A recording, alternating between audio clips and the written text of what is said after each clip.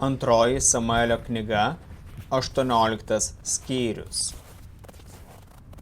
Dovydas apžiūrėjo savo žmonės ir paskyrė jiems tūkstantininkus ir šimtininkus. Dovydas paskirstė karius į 3 dalis. Jiems vadovavo Joabas, Cerujos sūnus Abišajas, Joabo brolis, ir gatietis Itajas. Tuomet karalius tarė kariams: aš eisiu su jumis. Žmonės atsakė: tu neisi su mumis. Jei mes turėsime bėgti, arba pusė mūsų žus, jie mūsų nežiūrės. Tu vertas 10 000 mūsų. Būtų geriau, jei teiktų mums pagalbą iš miesto. Karalius jiems atsakė: darysiu, kas jums atrodo geriausia. Karalius stovėjo prie vartų, o visi žmonės išėjo po 100 ir po 1000. Karalius įsakė Joabui, Abišajui ir Itajui: saugokite mano vaiką Abšalomą. Visi žmonės girdėjo tą karaliaus įsakymą vadams. Žmonės išėjo prieš Izraelį. Mūšis įvyko Efraimo miške. Dovydo tarnai nugalėjo Izraelio žmonės ir tą dieną buvo nužudyta 20 000 vyrų. Mūšis išsiplėtė visoje apylinkėje. Miške pražuvo daugiau žmonių negu nuo kardo. Abšalomas susitiko su Dovydo tarnais. Abšalomas jojo ant mulo. Kai jo mulas bėgo pro didelį ąžuolą, Abšalomo galva įstrigo tarp ąžuolo šakų ir jis liko kaboti tarp dangaus ir žemės, o jo mulas, ant kurio jis jojo, nubėgo. Vienas vyras tai pamatęs pranešė Joabui: aš mačiau Abšalomą pakibusi ąžuole.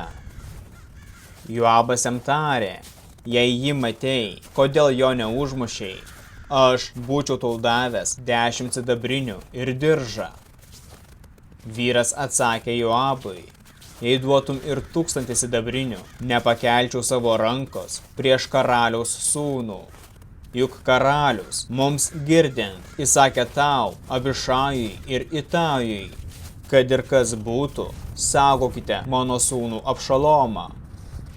Jei aš būčiau taip padaręs, mano gyvybei grėstų pavojus, nes nuo karalius nieko nėra paslėpta ir tu pats būtum prieš mane. Joabas tarė: aš negaišiu čia su tavimi. Paėmęs 3 ietis į rankas, jis mėgė jas Abšalomui į širdį, kuris dar gyvas kabojo ąžuole. Po to atėję 10 jaunuolių, Joabo ginklanešių, nužudė Abšalomą. Joabui sutrimitavus, žmonės nustojo vytis izraelitus, nes Joabas juos sulaikė. Paėmė Abšalomą, įmetė jį į gilią duobę miške ir ant jo sukrovė didelę akmenų krūvą. Izraelitai pabėgo į savo palapines. Abšalomas, dar gyvas būdamas, pasistatė savo paminklą karaliaus slėnyje, galvodamas: neturiu sūnaus, kuris išlaikytų mano vardą. Jis pavadino paminklą savo vardu. Ir iki šios dienos jis vadinamas Abšalomo paminklu. Cadoko sūnus Ahimaacas prašė Joabo: leisk man nubėgti ir pranešti karaliui, kaip viešpats atlygino jo priešams. Joabas atsakė jam: ne šiandien, kitą dieną galėsi pranešti žinią, bet šiandien tau neleidžiu, nes žuvo karaliaus sūnus. Joabas įsakė vienam kušitui eiti ir pranešti karaliui, ką matė. Kušitas nusilenkė Joabui ir nubėgo.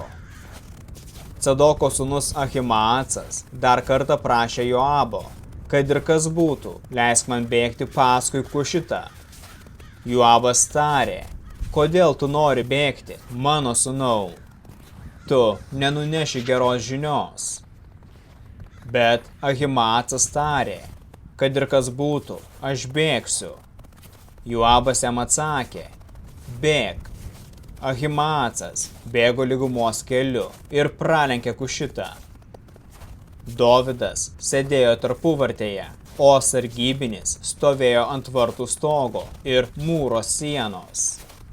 Pakėlęs akis, jis pamatė bėgantį vyrą. Sargybinis pranešė tai karaliui. Karalius tarė, jei jis vienas, tai su žinia, o tas vis artėjo. Tuo tarpu sargybinis pamatė kitą bėgantį vyrą ir vėl pranešė vartų sargui. Štai, kitas vyras atbėga. Karalius tarė, ir šitas atneša žinią. Sargybinis tarė, pirmasis vyras bėga panašiai kaip Cadoko sūnus Ahimaacas. Karalius atsiliepė, tai geras vyras, jis atneša gerą žinią.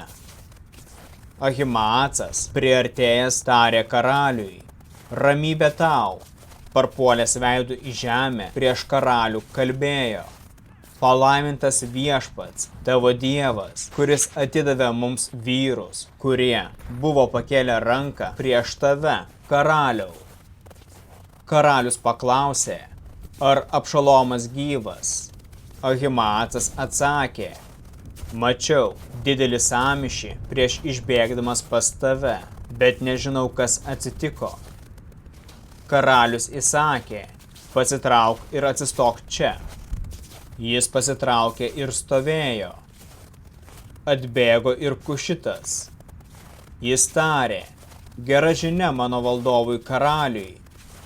Šiandien viešpats atlygino visiems, kurie prieš tave sukilo. Karalius paklausė, ar Abšalomas gyvas? Kušitas atsakė, tegul visiems karaliaus priešams taip atsitinka, kaip tam jaunuoliui. Karalius labai susijaudino. Nuėjęs į aukštutinį kambarį, jis verkė, mano sūnau Abšalomai, mano sūnau Abšalomai. O kad aš būčiau miręs vietoj tavęs, Abšalomai, mano sūnau.